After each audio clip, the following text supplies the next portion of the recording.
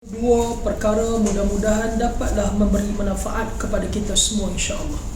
Hari ni lewat sikit, pukul 11. Selalu 10.30. Jadi ada sebab sebenarnya saya datang pukul 11. Hanya Allah saja yang tahu.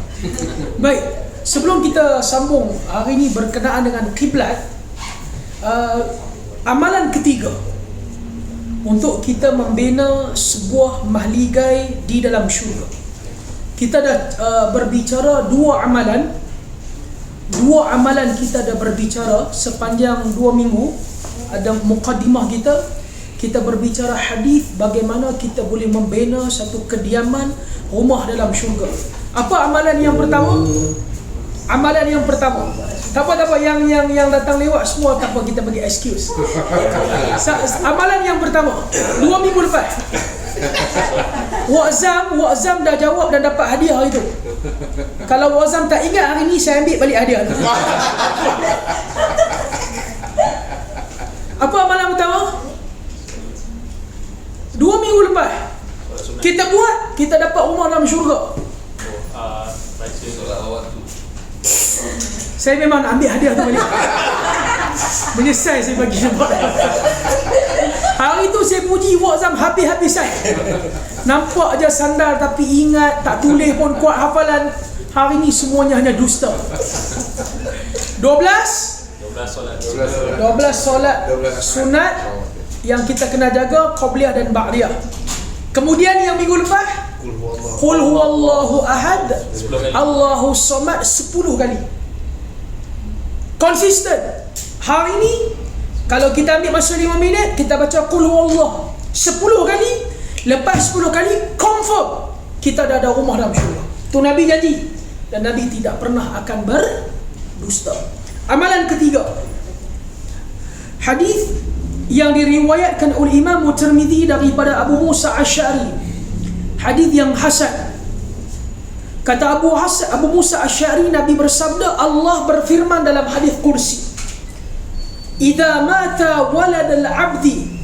Apa dia maksud dia? Idza mata waladul abdi qala Allah lil malaikati qabattum walada fu abdi fayaqulu na'am. Qala fayaqul qabattum thamarata fuadi fayaqul na'am. Fayaqul madha qala abdi? Qala hamidak wastarja'. فيقول الله ابن لعبدي بيتا في الجنة وسموه بيت الحمد. Allah berdialog dengan malaikat maut. Saya namakan malaikat maut dan saya tak namakan dengan malaikat Israel, kerana dalam Al-Quran, dalam hadis bercerita mengenai malaikat Jibril, dicerita mengenai malaikat Israfil, dicerita mengenai malaikat Mikail. Tapi bila datang mengenai malaikat yang mencabut nyawa, wajaat malakatul maut. Allah dan Nabi sebut datang malaikat maut. Jadi kita namakan malaikat maut itu lebih tepat, kerana Israel tidak disebut dalam Quran, tidak disebut dalam mana-mana hadis. Cari dah sampai kiamat pun tak dibuat. Yang ada hanyalah malaikat maut. Masa saya belajar di Pakistan, kata syekh yang mengajar kami hadis, Israel adalah merupakan panggilan malaikat maut yang dipanggil oleh orang-orang Bani Israel. Israel. Jadi kita lebih sempurna. Allah kata malaikat maut, kita pun kata malaikat maut. Nabi sebut malaikat maut, kita pun sebut malaikat maut. Bila ada satu dialog, bila malaikat selesai mencabut nyawa mereka yang ada anak mereka meninggal dunia, malaikat selesai cabut nyawa, Allah panggil malaikat, dialog. Allah kata apa? Allah kata kepada malaikat maut, qabattum walada abdi. Malaikat maut, ini hamba aku, kamu cabut nyawa anak dia. Boleh faham tak dialog ni? Malaikat maut dipanggil oleh Allah. Setelah dia selesai mencabut nyawa, Allah tanya malaikat maut, ini hamba aku, dia ada anak, kamu cabut nyawa anak dia. Fayaqul na'am, kata malaikat maut, ya. Allah tanya kali kedua, qabattum thamarata fuadih, malaikat maut, kamu cabut buah hati dia, kamu cabut harapan dia. Fayaqul na'am, kata malaikat maut, ya. Madza qala al-'abdi, apa reaksi dia, apa respon dia? Hamidak wastarja, hamidak wastarja. Dia pertama sekali dia redha, dia tahu Allah yang bagi pinjam, dan bila-bila Allah boleh ambil balik pinjaman Allah. Sebab tu dalam hidup tak boleh keluh kesah. Tiap-tiap kali Allah bagi ujian, kita kena positif, kerana langit tidak selalu akan mendung. Pasti awan akan berlalu pergi dan mentari akan bersinar kembali. Betul tak? Senang tak? Ingat senang tak saya nak karang? Itu kalau suruh ulang tak ingat dah tu. Kalau suruh ulang tak ingat dah tu. Kenapa? Apa reaksi dia? Hamidah, dia redha. Oh, kita kalau faham benda ni senang. Kita kalau faham benda ni senang, maka dalam hidup kita, bila kita faham benda ni, kita takkan stres, kita takkan keluh kesah, kita takkan tension, kita takkan tunjuk ketidakpuasan hati kita. Dan yang ni sebenarnya diajar oleh Nabi Allah Ayub AS. Semua orang tahu kan? Semua orang tahu Nabi Allah Ayub ni luar biasa. Ni, kita berada zaman yang semua orang keluh kesah, semua orang keluh kesah, semua orang bersedih, huzn, semua orang ditimpa dengan kekecewaan, dengan tekanan. Dan Nabi Allah Ayub dah ajak dah satu doa. Doa bila Allah ambil semua nikmat daripada dia, semua. Tahu tak? Nabi Allah Ayub, kalau ingat balik, hilang semua nikmat sehari semalam semua. Sehari semalam semua. Nabi Allah Ayub antara Nabi yang kaya. Harta dia di atas lautan, kapal-kapal dagang dia, dia punya industri di atas daratan, semua Allah musnahkan tempohnya sehari. Kapal berada di atas lautan, ditimpa badai, tenggelam semua. Industri dia yang berada di daratan semua ditimpa dengan dengan musibah. Tak cukup tu, Allah ambil anak dia semua. Semua anak Nabi Allah Ayub mati dalam masa sehari. Dahsyat kan? Tak cukup tu, apa dia lagi Allah timpakan dia? Sakit. Sakit Nabi Allah Ayub ni sampai tinggal kepada dia tulang dan kulit. Tulang dan kulit. Tulang dengan kulit. Apa yang Nabi Allah Ayub sebut? Alhamdulillahilladzi huwa a'tana wa huwa akhadhaha. Alhamdulillah, segala puji bagi Allah yang bagi kepada aku dan Allah yang ambil balik daripada aku. Dan dia sabar, lantaran itu awan pun berlalu pergi, mentari pun bersinar kembali. Subhanallah. Allah cerita dalam Quran, kena kesabaran dia, Allah lipat gandakan semua harta dia dan anak-anak dia dengan lipatan kali ganda. Allah lipat gandakan kepada Nabi Allah Ayub dengan lipatan kali ganda. Jadi apa reaksi hamba Allah ni bila Allah ambil anak dia? Oh, bukan senang. Orang kematian anak ni hanya Allah saja tahu. Ni kalau kita cerita ni hadis ni mengenai kematian anak ni, walaupun anak dia dah meninggal 15 tahun, 20 tahun lepas, dia dengar ni duk seorang-seorang teriak. Duk seorang-seorang teriak. Allah tanya apa reaksi dia? Kata malaikat maut kepada Allah, hamidah. Dia redha. Dia tak Allah bagi pinjam, Allah boleh bagi ambil. Cerita dia susah. Macam dia sebut kan, tak ada mak pak yang sanggup tengok anak dia dikebumikan depan dia. Tak ada. Mak pak, kalau dia boleh tukar nyawa dia bagi kepada anak-anak, dia akan buat. Hamidah, redha. Wastarji', dia kembalikan urusan ini kepada Allah. Inna lillahi wa inna ilaihi raji'un. Allah dengar je jawapan ni. Allah kata kepada malaikat, ibnu li'abdi baitan fil jannah. Sekarang malaikat buat kepada dia satu rumah dalam syurga. Dan rumah itu namakan dengan Baitul Hamdi, rumah mereka yang memuji Allah. Nampak tak? Macam kita kan nak masuk, nampak signboard ras niaga. Nanti bila kita masuk syurga, kita boleh tengok dalam syurga ada satu signboard tertulis Baitul Hamdi. Kau nampak tu? Macam tu kan? Apa tu? Ras niaga. Satu signboard Baitul Hamdi.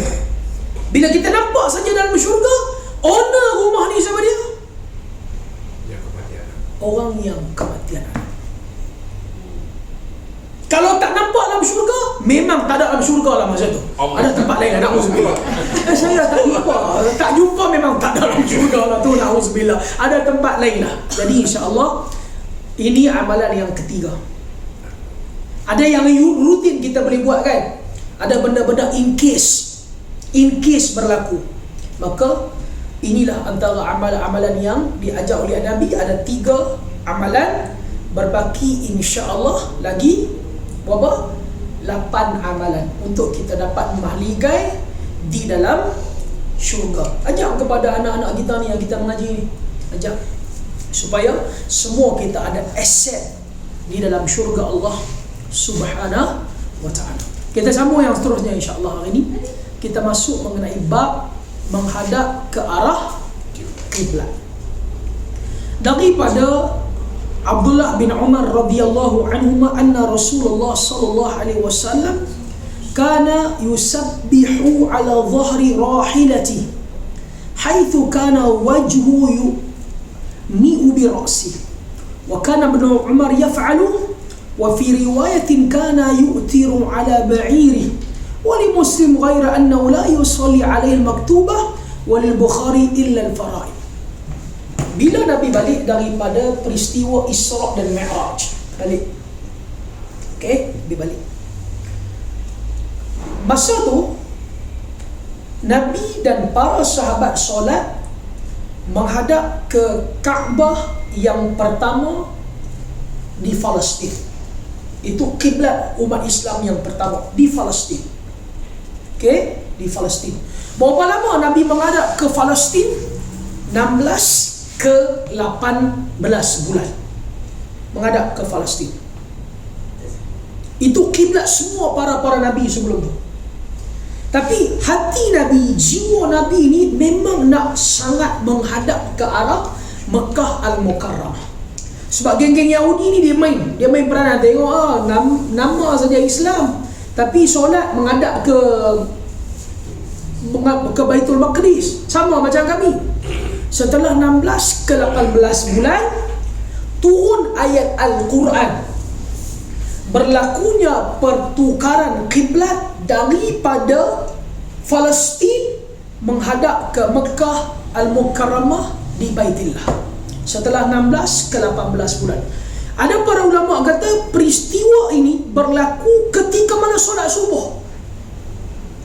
Ketika Nabi sedang menghadap dengan para sahabat di Palestin, turun ayat Al-Quran berlakunya perpindahan Kaabah. Dan ada yang berkata lokasi berlakunya peristiwa ini di Masjid Qiblatain, tetapi ianya kurang tepat. Tapi ada yang kata berlaku di Masjid Qiblatain. Kan kita bila pergi Madinah dibawa menziarahi Masjid Qiblatain. Dan Masjid Qiblatain, masjid 2 kiblat. Kerana mereka kata kerana solat subuh ketika itu rakaat pertama menghadap ke arah Palestin, rakaat kedua turun ayat Quran, terus Nabi pun bertukar switch ke arah Mekah di Baitillah, maka dinamakan masjid itu Masjid Qiblatain. Ada pendapat yang kata sedemikian. Cuma di mana pun berlaku tidak penting. Memang berlakunya perpindahan kiblat ketika mana Nabi dan para sahabat sedang solat. Lokasinya wallahu a'lam. Nak bagi tahu kepada kita, Di manapun kita berada, kita mesti solat dalam situasi menghadap ke arah kiblat. Satu, mesti. Dan hari ni tak ada isu pun. Saya, tuan-tuan dan puan-puan, nak solat langsung tidak ada isu. Sebab kita tak payah menggunakan kaedah manual untuk kita tahu arah kiblat. Dan dulu dia ada macam kompas tu. Ingat tak kompas tu? Lepas tu dia ada pula dia punya bacaan dia. Kalau negara ni, dalam negara tu ada negeri pula, dalam negeri tu pun ada tempat. Dan kadang-kadang kita cari nama tempat kita tak ada, jalan semarak tak ada. Jadi macam mana? Jadi hari ni senang. Hari ni semua dengan boleh pakai ke ni? Boleh percaya ke ni? Setakat ni insya-Allah itu sahaja cara yang kita ada dan gunakanlah. Okey. Kalau dalam keadaan kita tak tahu arah kiblat, nak buat macam mana? Tak tahu. Tak tahu, satu. Yang kedua, ada member kita dia solat, dia tidak menghadap ke arah kiblat, ataupun dia tersilap arah kiblat. Apa kita nak buat? Pertama, kalau kita tak tahu, macam saya buat contoh hari tu, Bayern Munich tu kan, ingat tak? Bayern Munich yang kita cari tak jumpa, yang keluar Bayern lepas tu, tak tahu. Kita pun turun daripada hotel ke reception, tanya dia kiblat. What? Dia kata, kita kata kiblat club. Dia ingat kita nak pergi club, muka pun clubbing. Dia ingat kita pergi club. No, haram, kita kata dia kiblat. Dia pun tak faham. Kita pun naik bagi kita member kita, aku pergi tanya dekat apa dia reception bawah ni, tanya kiblat, dia pun tak faham. Lalu ni macam mana? Kita nak solat, kita tak tahu arah kiblat. Maka talian hayat yang diajar oleh suri tauladan kita Muhammad sallallahu alaihi wasallam ialah ijtihad. Ijtihad. Apa maksud ijtihad? Kita kena yakin salah satu daripada arah dan kita rasa itu arah kiblat dan solat dah. Clear? Okay, kata kita dalam bilik dua orang dengan member kita, kita tanya ni, aku belajar sikit ni, kita tak tahu arah kiblat, kita boleh ijtihad. Hang rasa belah mana arah kiblat? Dia kata aku tak tahu. Dia tak. Hang dah rasa sebab aku isap rokok, jadi tak berapa afdal. Jadi hang rasa lah kat mana? Aku rasa belah ni kot. Belah ni.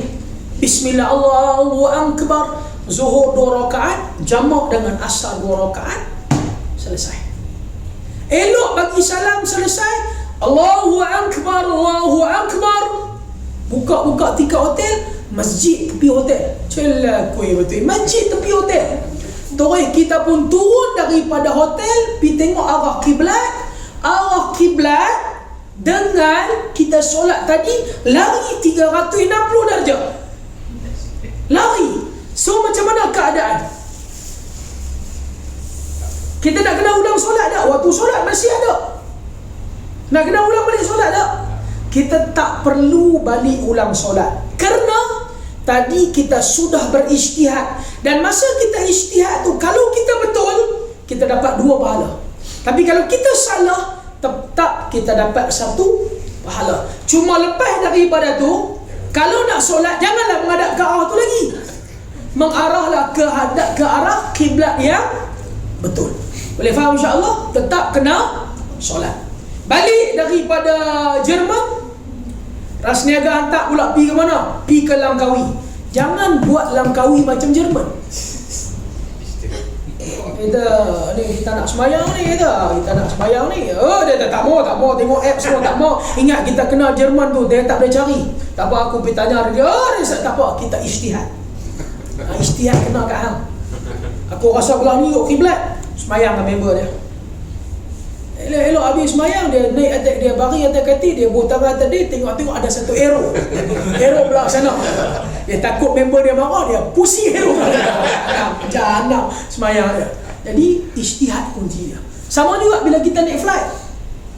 Naik flight kan, kalau naik sebab tu saya bila pergi umrah haji, saya suka naik Saudi Airlines. Saudi Airlines. Pertama sebab Saudi Airlines ni business class dia sedap. Itu je lah. Business class Saudi Airlines tak sama dengan Malaysia Airlines. Kamu pernah naik tak business class? Oh sedap. Business class Saudi Airlines sama dengan apa dia first class kalau pesawat lain. Dia punya seat tu Dia boleh, kita kalau nak baring kan, dia boleh pi kau tu, dia boleh terbalik balik tu. Tu tipu tak tipu, tuan nampak dia pusing balik tu. Macam roller coaster tu. Sajalah nak saya tak. Pertama, Saudi Airlines ni sebab kalau naik ekonomi boleh bawa 45 kilo. Kalau bawa umrah tu lah sebab dia. Yang kedua, belakang tu dia ada satu space. Dia buka 8 seat. Memang nak bagi orang solat secara sempurna. Flight lain tak. Saudi Airlines dia buka 8 seat tu. Kalau kita pergi buat umrah ke haji, 8 seat tu dia buka, kita boleh solat secara sempurna. Dia ada skrin tunjuk arah kiblat semua. Tak ada isu. Tapi kalau kita naik pesawat lain, kita akan berhadapan dengan isu. Pertama, isu berdiri tu tak ada isu lah. Kalau kita tak boleh berdiri, kita boleh duduk. Isu yang kedua, arah kiblat. Arah kiblat. Kita tak boleh ijtihad. Kena tanya dulu, panggil, tekan butang, my pramugari. Sir, any drink? Bukan drink, kata aku Muslim. Abang nak solat. Abang yang mahal tu kita cakap abang nak solat. Pakcik nak solat ke? Nak abang nak solat. Pakcik no abang mulut tu jangan pokak solat. Abang. Okey, bila nak solat, apa dia boleh buat? Dia akan tahu arah kiblat dengan dia rujuk kepada kapten di depan. Kapten mesti tahu. Datuk dia kata, pakcik, arah kiblat betul-betul menghadap depan pakcik. Kita pun kata alhamdulillah, mulut jaga elok sikit, panggil abang. Okey, arah kiblat. Allahu Akbar, selesai solat. Selesai. Kalau dia kata kat kita arah kiblat menghadap sikit belah kanan atau kiri, ni berdasarkan hadis Abdullah bin Umar ni, sekejap ni kita tengok. Kita duduk atas sini, kita hanya perlu menghadap saja sedikit badan kita. Allahu Akbar. Terus ke posisi yang asal. Clear? Ataupun dia kata arah kiblat menghadap sikit belah kanan kan, kita hanya perlu menghadap mula Allahu Akbar, berpaling semula ke arah tempat duduk kita. Selesai. Boleh faham tak? Dia tak boleh kita Allahu Akbar duduk begitu je. Tak lagi nak rukuk. Allahu Akbar. Lagi pramugari ingat kita. Pramugari ingat kita nak roboh dia tau. Bukan nak mengorak dia ingat kita nak roboh dia tu je. Selesai. Ataupun dia kata, tuan, arah kiblat menghadap arah belakang. Nak buat apa? Nak suruh kapten pusing kapal terbang? Ingat kapal terbang pok kita? Masa tu kita tak boleh menghadap ke arah kiblat. Ataupun dia kata, kapten kata kiblat pun dia tak tahu, dia pun tak sembahyang, kiblat pun dia tak tahu. Masa ni kita tak tahu arah kiblat. Apa dia? Ijtihad. Allahu Akbar. Solat. Tetap kena solat. Perlu tak kita solat hormat waktu? Tidak perlu. Tidak perlu. Ada kata kunci dia, ijtihad. Kalau orang ajak kepada kita, bila kita tak tahu arah kiblat ni, kita solat dululah. Solatlah hormat waktu. Bila kita sampai ke destinasi nanti, kita qada balik solat. Tak perlu. Kerana Nabi ajar semua cara solat. Dia kata, Nabi pernah solat atas kapal terbang ke? Zaman Nabi tak pernah solat fardu atas kapal terbang. Sebab tak ada kapal terbang. Tapi Nabi ajar para sahabat, bila sahabat bermusafir dengan kapal laut, Nabi ajar mereka cara nak solat. Sebab tu saya sebut sekali lagi, bila kita bermusafir, untuk kesempurnaan solat, jangan solat atas pesawat. Sekiranya kalau kita sampai ke destinasi, waktu solat itu masih ada. Clear? Macam mana? Kita nak pergi ke Thailand, Pokok Hijau, siang. Kita nak pergi ke Bangkok naik flight. Kita naik flight daripada KL pukul 12 tengah hari. Sampai Bangkok berapa jam naik flight? 2 jam. 2 jam lebih sikit. Katalah pukul 12 sampai di Bangkok 2.30 petang. Jangan solat atas flight. Kecuali kalau kita berada atas flight, kita boleh solat sempurna, berdiri sempurna, menghadap kiblat sempurna, cerita lain. Tapi kalau arah kiblat pun tak berapa tahu, tak boleh nak duduk, kali nak berdiri kena duduk, sampai saja di airport, kita masih ada lagi waktu solat. Zuhur pun tak habis lagi, asar pun tak masuk lagi. Kita boleh solat bila kita mendarat dan solat kita sempurna. Dan yang paling baik kita nak solat atas pesawat bila melangkau beberapa waktu solat. Kita bertolak katalah sebelum zuhur, kita akan sampai ke destinasi waktu isyak. Jadi zuhur dan asar kerjakan di atas pesawat.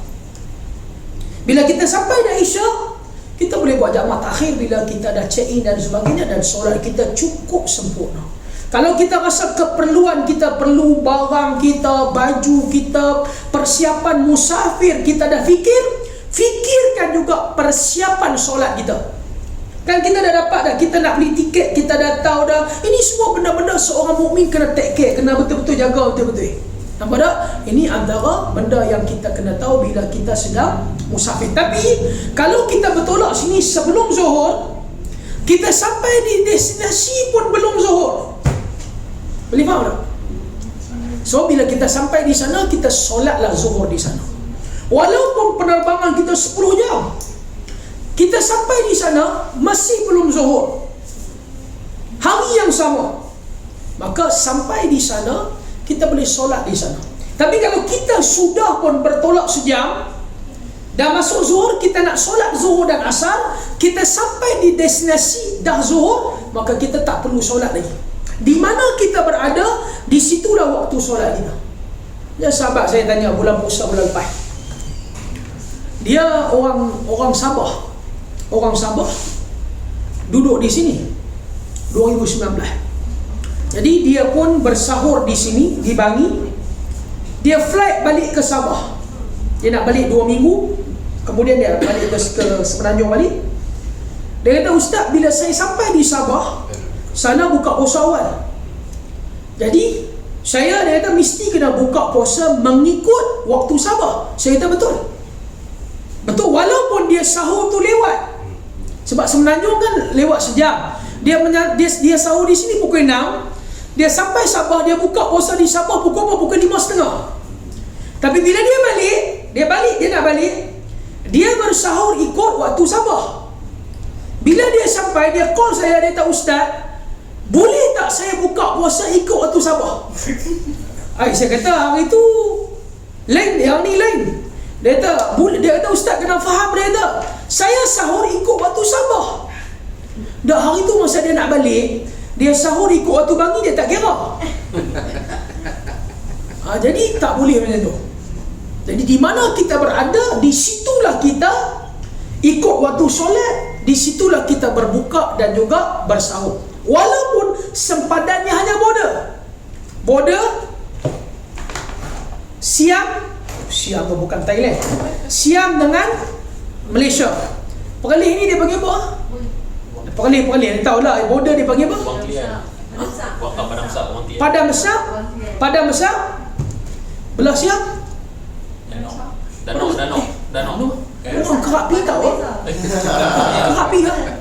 Apa itu tahu? Sebab kampung. Pok hijau ke?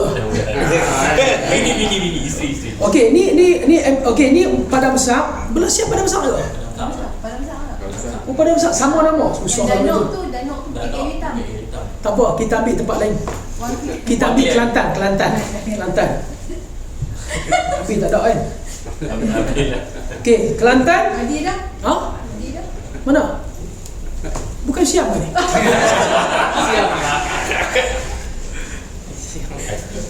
Okey.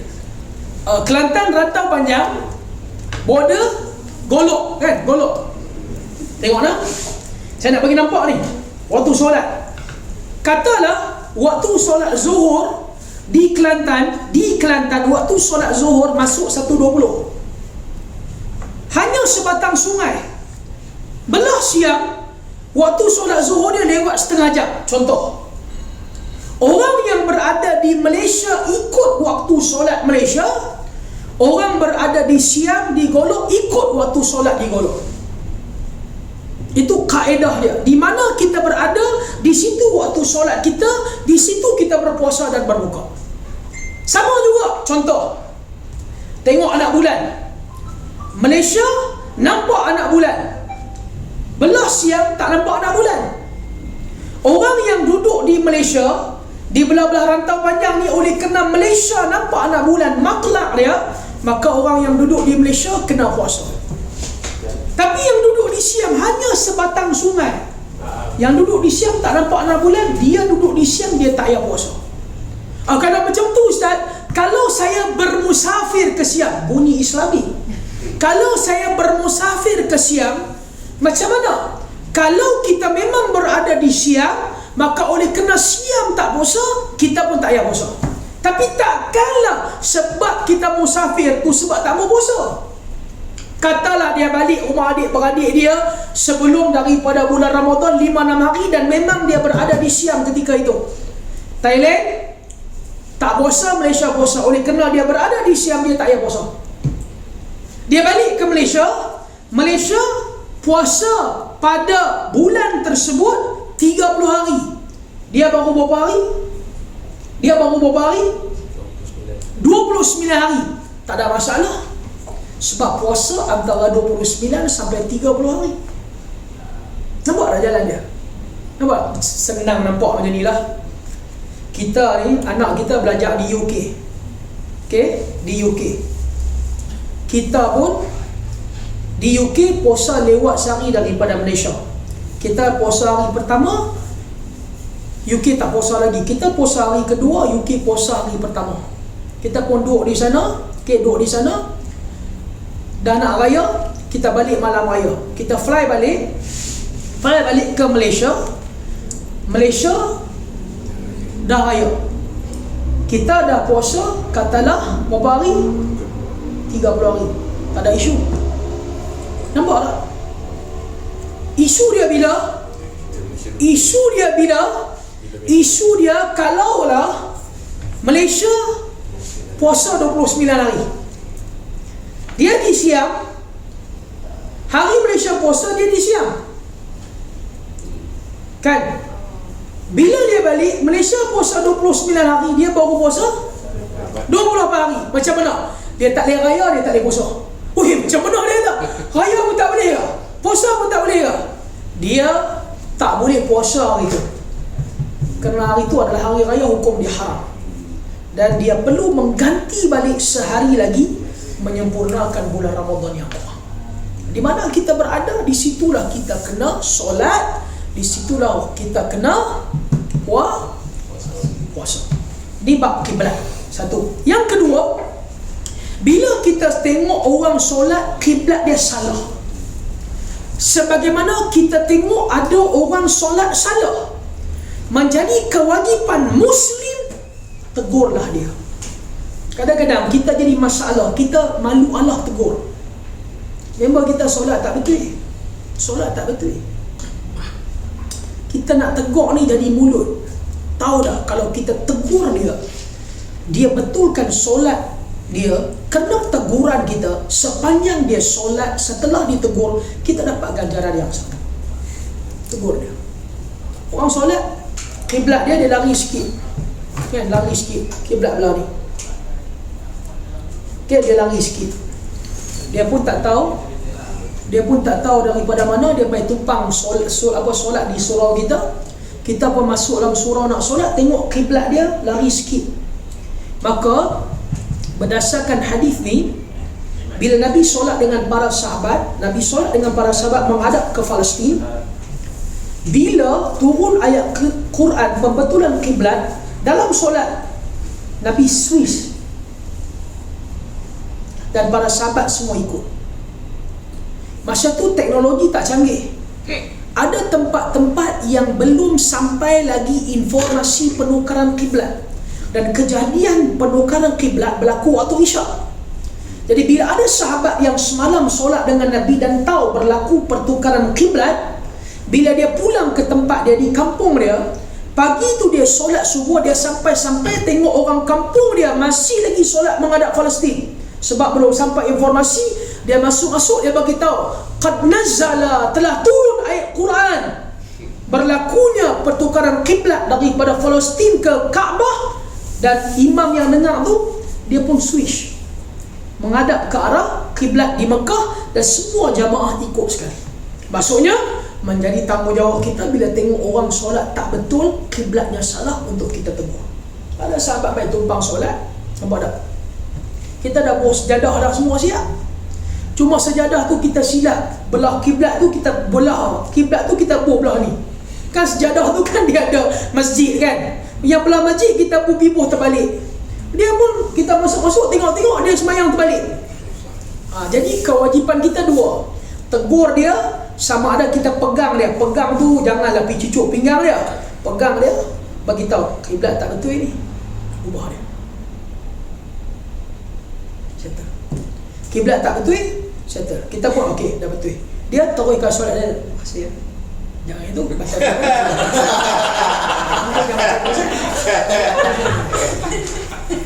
Jangan batal sebenarnya. Betul kan dia? Lepas tu tadi 2 rakaat tadi dia semayang tu menghadap kiblat tak betul.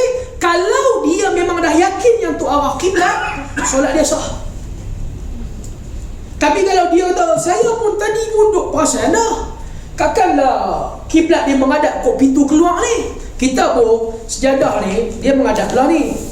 Ni pintu masuk. Kita silap sejadah kita pun macam ni. Dia punya kiblat lah ni lah. Saya pun dah, maka oleh kerana macam tu semayang dia tak sah lagi. Dan dia perlu ulang balik solat dia. Dia boleh ijtihad bila kita betul-betul tak ada talian hayat. Kan dia kalau dah agak-agak dah tanyalah, kiblat ni betul ke? Bukan tak ada orang. Bukan tak ada orang, tapi oleh kerana dia dah memang tak mau tanya, dia terus semayang. Kalaulah masa tu salah, maka solat dia tidak sah dan dia kena ulang balik solat dia. Dia lebih kurang sama lah. Bila kita semayang, lepas semayang kita dapati ada sesuatu yang menyekat air semayang kita. Semayang kita tak sah. Tak sah. Dia duk pesiang ikan. Sisik. Dia ambil semayang, dia tak teliti. Lepas dia semayang, dia dapati ada sisi ikan di jari dia. Dan dia yakin memang tak kena wuduk. Maka semayang dia tak sah. Dia tak boleh nak beranalogi. Ni sisik ni mungkin sebentar tadi kot dapat dah. So tak ada sebentar tadi hang siang ikan bila? Lepas semayang lah. Tapi mungkin sisik tu terbang lepas semayang lah, angin tiup. No. Dia tak boleh buat analogi yang bukan-bukan. Dia tak boleh. Dulu orang buat analogi pelik-pelik tau. Pelik-pelik. Dia nak bagi faham satu isu, tapi analogi dia pelik. Kalau kita mengaji kitab lama, dia bahas kalau pakaian kita kena air kencing, macam mana status solat kita. Tapi cara analogi dia tu, kita tengah jalan, tiba-tiba hujan turun. Bila hujan turun, kita bau air kencing. Ada orang kencing daripada atas. Saya duk fikir, apalah dia ni buat satu contoh. Tak boleh ke buat contoh? Kita tengah dukung anak, kan? Lepas tu budak tu pamper dia bocor, kencing kena pakaian kita. So kalau kita solat, pakaian tu macam mana? Senang. Ini saya duk fikir tak lepas ni. Orang duduk ni, hujan, kencing. Siapa pergi kencing di atas? Dia nak buat contoh bila kita sentuh kemaluan. Batal tak batal wudu? Contoh dia tu saya tak boleh terima sampai hari ni. Dalam kitab lama. Contoh dia kita jalan, kita jumpa satu benda, kita pegang, ya Allah, kemaluan lagi. Dia besar jalan.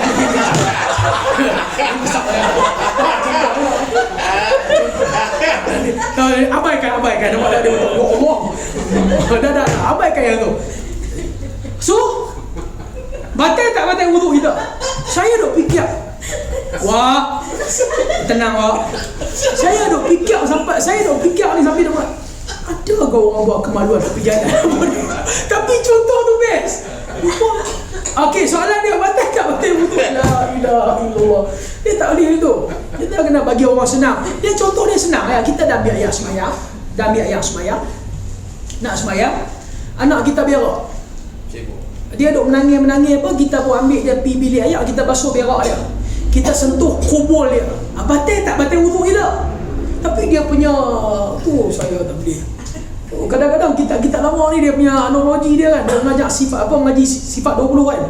Allah lawannya ada. Allah ada, sifat wajib bagi Allah ada, lawannya tiada. Adanya muka bumi ini bermaksudnya adanya Allah. Kalau muka bumi ini tiada pun Allah mesti ada, kerana sifat mustahil bagi Allah itu adalah tiada. Tiadanya Allah tidak mungkin kerana Allah itu ada, dan adanya Allah itu mustahil. Adanya Allah itu ada kerana sifat wajib bagi Allah ada, dan mustahil Allah tiada. Cuba ulang balik. Saya mengaji ini dengan satu mu'alaf India, nama Jais nama dia. Dia duk garung kepala, dah sekali dia angkat tangan. Ustaz, betul-betul cakap ada ke tak ada? Cakap betul-betul Allah ada ke tak ada? Kan dia cakap ada, lepas tu tak ada, lepas tu ada balik, lepas tu tak ada, ada pula. Cakap betul-betul Ustaz, ada ke tak ada? Ada. Jais ni pun dah jadi ustaz dah ni. Tengok kalau dalam YouTube ada nama Ustaz Ahmad Jais, dia India Muslim. Tapi saya ingat soalan ni dia tanya. Dia pening, bukan dia pening, kita pun pening. Nasib baik hari yang jumpa kemaluan tu dia tak ada. Kalau ada, mesti dia akan tanya soalan, Ustaz, itu kemaluan siapa punya? Melayu ke India punya? Nasib baik dia tak ada itu. Jadi kita bila tengok orang solat kiblat dia tak betul, maka menjadi tanggungjawab untuk kita betulkan kiblat dia, insya-Allah. Okey, silakan. Tanya dulu soalan sebelum kita dah cukup amboi seronok sangat petang-petang laki dia tak ada hari ni. Okey, silakan. Solat atas motor possible? Kalau solat itu solat sunat. Okey, Nabi SAW semua solat fardu Nabi tak pernah solat atas kenderaan. Nabi akan turun dan solat di bawah. Solat fardu. Kecuali macam tadi lah, kita melangkau beberapa waktu solat. Sebab tu kita pun, kalau kita ride ke, kita naik kereta ke, masuk waktu solat, kita akan berhenti RNR, kita solat. Betul tak? Tapi untuk solat sunat tak ada masalah. Okey, ini hadis dia. Abdullah bin Umar kata dia mengerjakan solat sunat di atas punggung unta. Dia naik atas kenderaan dia, unta dia. Kemana saja arah unta tu berjalan. Tetapi sebelum dia mengangkat takbir, dia terlebih dahulu menghadap ke arah kiblat. Macam tadi lah, duduk atas unta kan, kiblat Allahu Akbar. Betul. Dan semua pergerakan dia dalam solat berdasarkan isyarat. Rukuknya isyarat. Nanti kita akan tengok macam mana nak rukuk, macam mana nak sujud dan juga sebagainya. Abdullah bin Umar buat benda ni. Jadi kalau nak solat sunat, kita boleh solat atas kenderaan. Kita naik kereta nak balik kampung, asalnya nak balik pukul 10, pukul 11.30 baru bini kita keluar, biasa. Itu biasa. Analogi yang tu. Kita janji pukul 11, tapi mungkin jam dia tu masih pukul 10. Mungkin jam dia, kita pukul 10 dah siap, dia dah pukul 10.45 pun tak keluar, 11 tak keluar. Kita nak kata apa pun tak boleh, sebab dia ketua keluarga, nampak tak? Cek pun dia sign, jangan main-main cek pun dia sign, nampak tak? Saat lagi dia pergi di SSM, dia keluar nama kita daripada company, leceh. Betul ni. So kita pun tak kata apa, kita pukul 11.30 dia mai kena kabut dengan pakai telekung dia, minta maaf lambat tak apa, jam masih lagi awal. Dia kata ni saya tak semayang duha lagi, tak apa. Dia duduk atas kereta menghadap ke arah kiblat, Allahu Akbar, kita pun terus drive, tak apa, boleh. Itu berdasarkan sunnah. Untuk solat sunat, solat fardu, ketika mana kita tidak berkemampuan untuk solat di bawah, barulah kita boleh solat di atas kenderaan. Jadi untuk solat fardu kena solat di bawah kalau kita tidak berkemampuan. Kalau kita berkemampuan, kalau tak, solatlah atas kenderaan. Solat sunat boleh solat atas kenderaan dan boleh solat di bawah. Semua yang dibenarkan ketika mana solat fardu dibenarkan ketika mana solat sunat. Semua yang dibenarkan dalam solat sunat belum tentu dibenarkan dalam solat fardu. Contoh, solat fardu, nampak tak? Kita kena berdiri. Kok mana pun kena berdiri. Kecuali bila kita boleh duduk. Bila, iyalah betul lah, betul. Itu yang saya tak boleh jawab tu. Bila kita tak boleh berdiri, betul ni pun dia naik kemaluan hilang perjalanan. Pagi dia jawab habis jahanam. Bila kita tak boleh berdiri, Allah, Kali-kali kalau dia main lambat pun okey. Betul, bila kita boleh duduk, bila kita tak boleh berdiri tu betul. Pertama, bila kita sakit, yang sampai menyebabkan kita tak boleh berdiri. Yang kedua, bila keadaan tak mengizinkan kita nak berdiri. Kita tadi ada flight dan sebagainya. Masa tu kita boleh duduk. Duduk tu duduk macam mana? Duduk. Nabi kalau solat duduk. Nampak tak? Ketika Nabi sakit, Nabi akan duduk bersila. Duduk bersila. Duduk bersila. Sebab apa Nabi duduk bersila? Dalam hadis sebut Nabi duduk bersila. Sebab bila kita sakit, kita solat ni tak boleh berat. Kita tak boleh santai. Kita tak boleh berat, maksudnya kalau kita duduk macam tahiyat, kita sedang pikul beban tubuh badan kita sedangkan kita sakit. Nabi duduk bersila. Okey. Bila kita sakit ataupun keadaan tak mengizinkan berdiri solat fardu, kita boleh duduk. Tapi kalau kita boleh berdiri saja nak duduk, solat kita tidak sah. Tetapi untuk solat sunat, masa kita boleh berdiri, kita tak mau berdiri, kita nak solat duduk, bismillah dibenarkan. Apa yang dibenarkan dalam solat fardu, semua dalam solat sunat dibenarkan. Apa yang dibenarkan dalam solat sunat belum tentu dibenarkan dalam solat fardu. Nampak tak? Masa sembahyang sunat, nampak tak? Saat lagi lepas daripada kita solat Jumaat, kita tak mau berdiri, ba'diyah tarawih, kita bagi salam, kita duduk Allahu Akbar, silakan. Kalau duduk saja, Sama ada duduk bersila, itu yang Nabi duduk, ataupun boleh duduk tasyahud. Boleh duduk macam tahiyat awal. Orang Melayu, oleh kerana dia rukun negara tu, dia betul-betul pegang kesopanan dan kesusilaan. Jadi dia akan duduk tahiyat awal. Betul tak? Dia duduk tahiyat awal. Dia rasa kalau dia macam duduk bersila ni, dia nampak macam kurang sopan. Betul tak? Macam orang perempuan lah. Dan dia akan duduk apa? Bersimpuk. Nampak tak? Duduk bersimpuk. Nampak tak? Walaupun kadang-kadang kita tengok kesian, dia duduk bersimpuk tu macam lori kontainer nak terbalik tu. Kita kesian. Tak, kita kesian betul. Dia duduk tu macam lori kontainer tu nak terbalik tu. Kita kata, ya Allah ya Tuhan, kalau terbalik ni kena pakai crane pula angkat. Apa dan Nabi duduk bersila. Tak, nampak tak? Kalau tak mau duduk bersila, Nabi kata apa? Cuma beza dia untuk sembahyang sunat. Apa saja sembahyang sunat, kalau kita berdiri, kata Nabi, kita akan dapat pahala yang sempurna.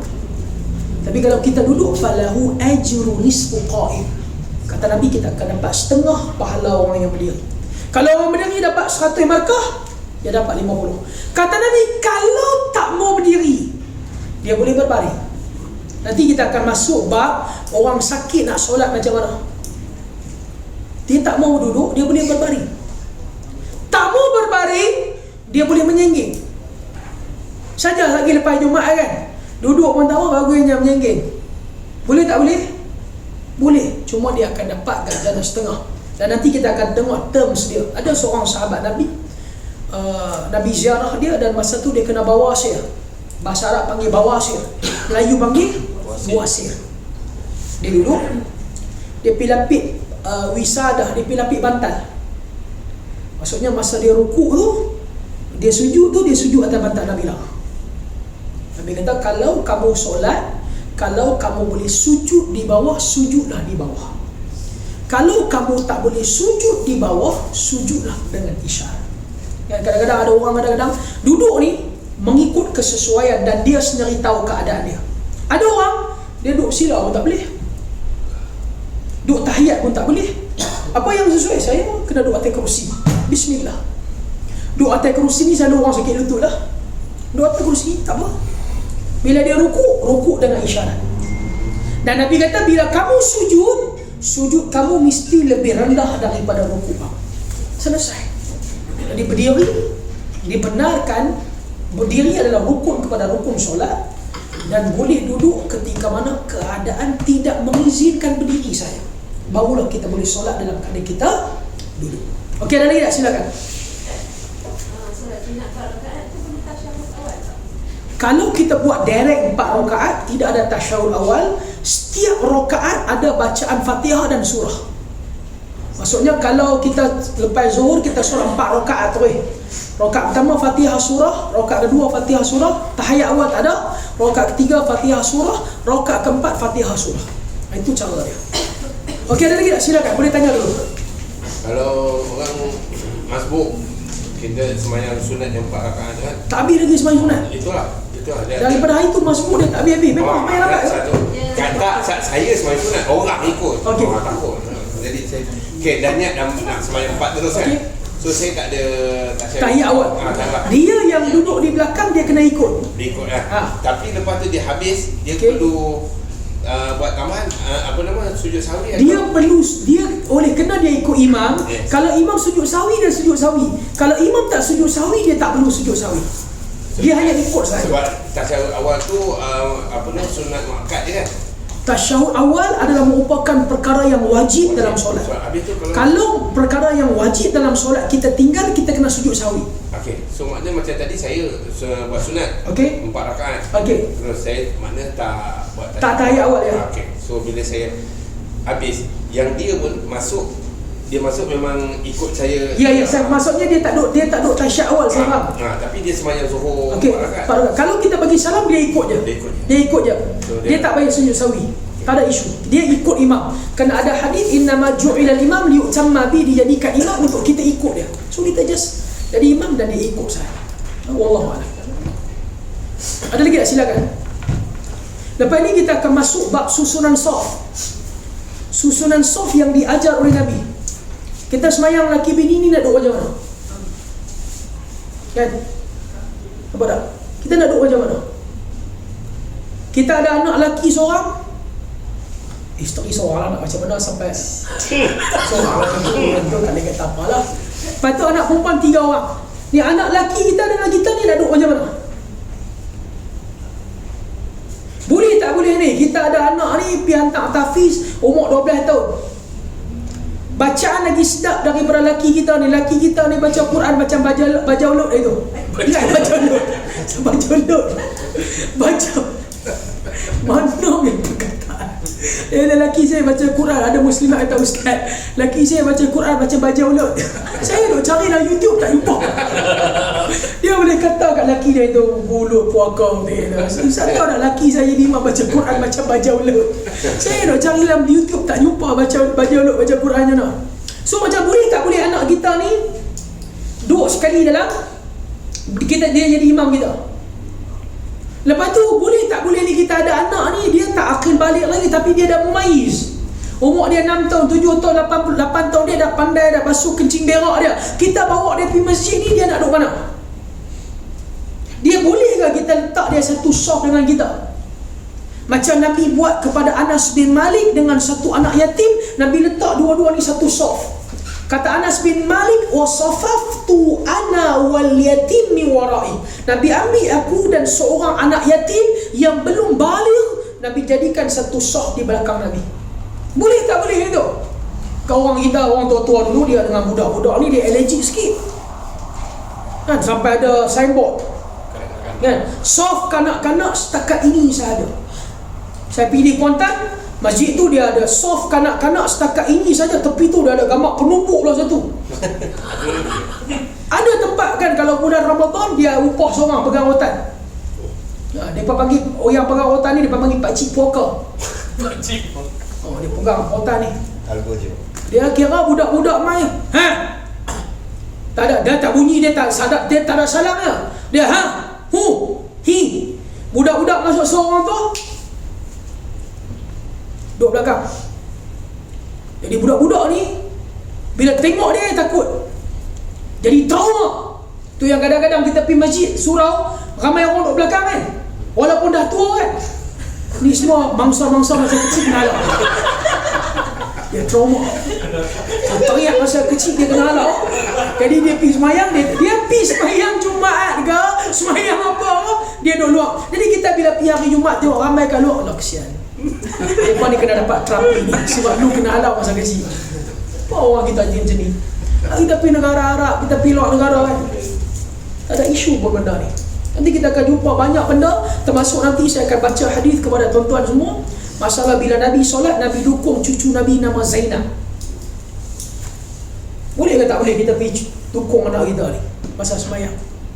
Nanti akan main perbahasan. Cuma lepas ni kita akan bahas mengenai saf dalam solat. Saf dalam solat, nak solat safnya macam mana? perempuan nak duduk di mana, lelaki nak duduk di mana. Kalau ada khuntha nak duduk di mana? Kan khuntha ni dia ada, kan? Cuma dia khuntha ni dia muskil ataupun dia wadih, yang tu cerita lain, nanti kita akan bahas. Khuntha dia terbagi dua, satu yang wadih, satu yang muskil. Tahu tak apa maksud khuntha? Dia agama bahas tau. Khuntha ni nak duduk di mana bila semayang? Wadih ni dia khuntha, dia lahir ada dua alat kelamin. Sebab apa? Wallahu alam. Tak tahu. Ada orang kata khuntha ni sebab masa bini dia period, dia bersetubuh dengan bini dia, lekat jadi. Wallahu alam. Tidak ada mitos sedemikian. Semua karut. Memang Allah lahirkan macam tu. Dia mitos dia boleh pakai, ada yang mengarut. Macam kita cerita itu mata ketumbit kan. Mitos mata ketumbit. Apa mitos mata ketumbit? Intai orang mandi. Dulu kan kita mandi zinc. Zinc tu ada lubang. Lubang tu ada plastik ataupun kertas. Dan selalunya lubang tu, plastik tu akan jatuh. Macam pernah. Bukan pernah buat. Kadang-kadang ya. Jadi mak kita tak mau bagi kita duk mengendap orang mandi. Mak kita kata, mengendap orang mandi mata anggur tubik. Kadang-kadang kita tak mengendap siapa pun, mata kita ketumbit. Allah. Lagi best, kita pergi sekolah ustaz mata ketumbit. Ini pun tahu dah ustaz ni. Sama macam orang Arab. Orang Arab sampaikan Allah turun ayat Quran, nisa'ukum harthul lakum, isteri kamu adalah ladang kamu. Tahu tak sebab apa turun ayat ni? Bila orang Mekah dengan Madinah, Ansar dengan apa dia Muhajirin ni kahwin, orang Madinah mereka ada mitos.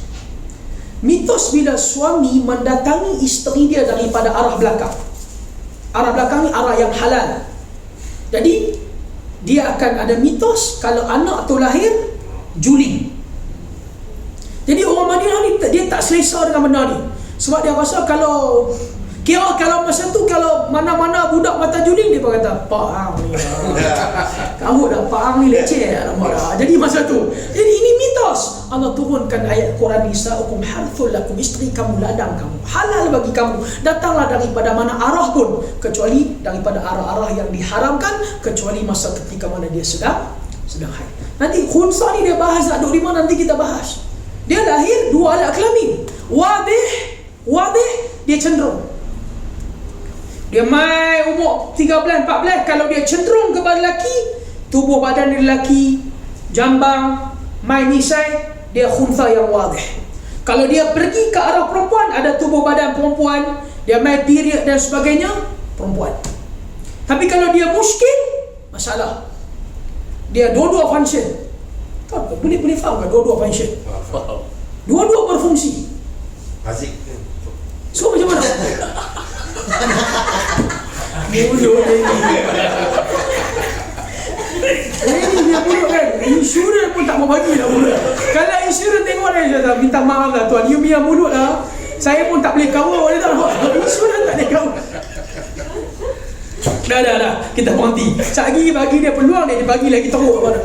Jadi insyaAllah ingat apa yang kita mengaji hari ini. Kemudian nanti saya akan share satu doa dengan semua. Doa yang diajar oleh Nabi SAW agar kita semua tidak berkeluh kesah, tidak gelisah, tidak resah, dan jangan pernah resah mengenai rezeki. Tak wajar kita resah mengenai rezeki. Allah tunjuk kebesaran Allah. Seorang budak berada dalam perut ibu dia 9 bulan, dia dapat rezeki daripada Allah. Budak tu hidup dalam perut ibu dia, tak ke mana-mana, dia dapat rezeki daripada Allah. Anak kita lahir, Allah tu tunjuk kebesaran Allah. Seorang budak lahir, mak dia tu ada susu. Dan anak kita yang lahir tak pernah resah langsung mengenai rezeki. Dia tak pernah resah mengenai rezeki. Dia 3-4 tahun, 4-5 tahun, 6-7 tahun, dia tak pernah resah mengenai rezeki. Dan Allah sentiasa cukupkan rezeki dia. Tiba-tiba kita yang ada akal, kita resah mengenai rezeki. Jangan resah, jangan keluh kesah, jangan stres. Lau annakum tatawakkalu 'ala Allah haqqa tawakkuli. Kata Nabi, kalau kamu bertawakal kepada Allah Subhanahu wa taala sebenar-benar tawakal. Kita dah buat terbaik, ikhtiar, usaha, doa, tawakal. Allah akan kenyangkan kamu sebagaimana seekor burung yang keluar pagi hari kelaparan dan dia pulang petang hari dalam keadaan kekenyangan. Dan Nabi senyum. Tahu tak sebab apa Nabi senyum? Tahu tak Nabi senyum sebab apa? Sebab Nabi tengok burung tersebut pulang pada petang hari kenyang, sedangkan burung itu mata dia buta. Burung tu keluar pagi hari, buta mata dia, dia tak nampak. Dia pulang terbang petang hari dalam keadaan dia kenyang sampai macam tu. Sampai depa ni memang tukar asyik bah. Tak kata. Assalamualaikum warahmatullahi. Hari ni sebenarnya saya start lambat dah sebenarnya. Saya memang start lambat hari ni pada. Tak apa. Sebab nampak potong rambut tu dia bagi kemaafan. Jadi insya-Allah ada satu doa nanti saya share, doa yang Nabi ajar supaya kita tak keluh kesah. Allahumma inni a'udzubika minal hammi wal hazan. Ya Allah ya Tuhan, aku berlindung daripada keluh kesah dan bersedih. Allahumma inni a'udzubika minal hammi wal hazan wal ajzi wal kasal. Dan kita minta dengan Allah kita lindung daripada sikap lemah, dia main down. Kan kadang-kadang kan ada orang main down ni, dia main PKP ni dia main down. Dia jadi lemah, resah, dia stres. Ramai mana orang bunuh diri? Stres. Dia jadi malas. Nampak tak? Dah usaha dah, sil tak ada.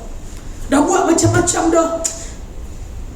Kita kena minta lindung dengan Allah. Bila kita minta lindung dengan Allah, maksudnya Allah Subhanahu wa taala akan jaga kita. Kita takkan keluh kesah, kita takkan sedih, kita sentiasa gembira apa jua keadaan. Allah tarik balik daripada kita malas, Allah kembalikan sikap rajin dan sebagainya. Nanti doa insya-Allah saya share, kita boleh amalkan sama-sama doa yang Nabi ajar. Insya-Allah ingat kisah burung tadi, kita dah usaha, tawakal, doa. Burung buta matanya keluar pagi hari dalam keadaan lapar, pulang petang hari dalam keadaan kekenyangan. Wallahu a'lam. Subhanakallah bihamdi, asyhadu an la ilaha illa anta wa nastaghfiruka wa natubu ilaik. Wallahu a'lam. Siapa dia sahabat kita ni kena teruk ni? Ni budak dia bagi yang teruk tu ya. Boleh kena bagi teruk, saya ada satu buku. Buku ni duk baca seorang-seorang. Jangan baca orang lain. Esok dia bicara apa? Buku ni mengenai poligami. Dia kalau baca buku ni confirm dia takkan berpoligami. Confirm. Sebab kecaman berat sangat. Sampai dia tak buat. Tapi tengok muka pun tak berani lah. Allahu a'lam. Subhanakallah bihamdi. Doa setiap solat kan ataupun bila-bila sahaja. Bila. Allahumma inni a'udzubika minal hammi wal hazan wal ajzi wal kasal. Bila-bila saja kita boleh baca. Bila-bila saja.